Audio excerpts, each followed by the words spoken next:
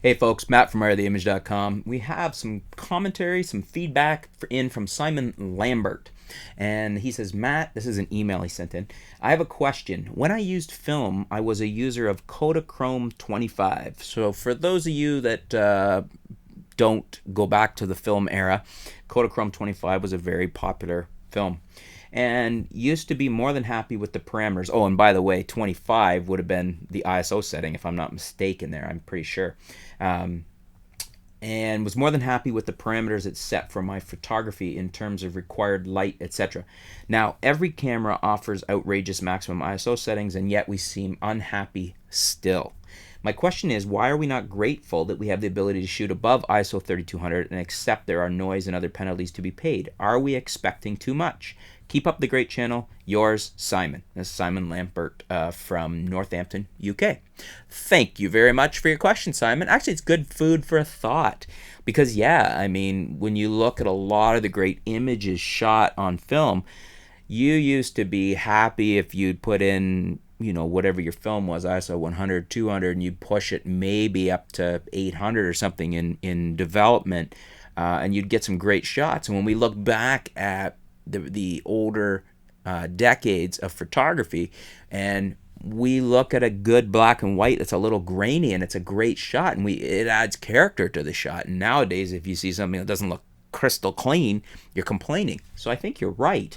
I think we are unhappy, but then I think that's the progression of our society. I mean, society more and more, and we're taught that from the manufacturers. You know, that's why they're trying to roll out new updates all the time and trying to sell you on it. So if you're happy with what you got, you're not going to buy the next camera. So it's our society probably training us that way. I mean, I could look at cameras that I had. Well, you know, my D70 was a 6 megapixel camera and it was pretty decent. Did I shoot it at the ISOs I shoot my cameras at now? No, but I was certainly happy with it and I did good work, wedding work with it. A lot of us did. Interesting. He says, now, why aren't we grateful we have the ability to shoot at ISO 3200? I am. I'm very grateful, but I hear what you're saying. A lot of people are saying, I need higher, higher, higher. I need a million. I don't very often shoot at that. But I guess part of it is, too, is that the more ability you have in your camera, the more tech ability, the more it's going to open up your creative horizons. I think a lot of people should learn to shoot within the confines of their camera that they have now. And I think they're not anywhere near, I think most of us aren't anywhere near hitting the limitations of our cameras. And so is it necessary to go out and buy a newer and more advanced camera? No. Is it fun? Sure is. If you have the money, is there a problem doing it? No. Go ahead.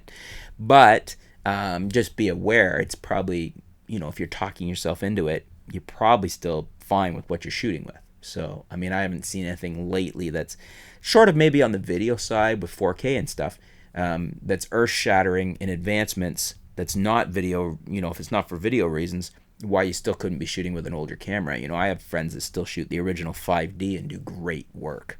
So, great commentary, good question, great feedback, Simon. Thanks. What do you guys think? Do you agree with Simon? Do you think we're too... we want too much and we're not happy with what we have as far as tech advancements?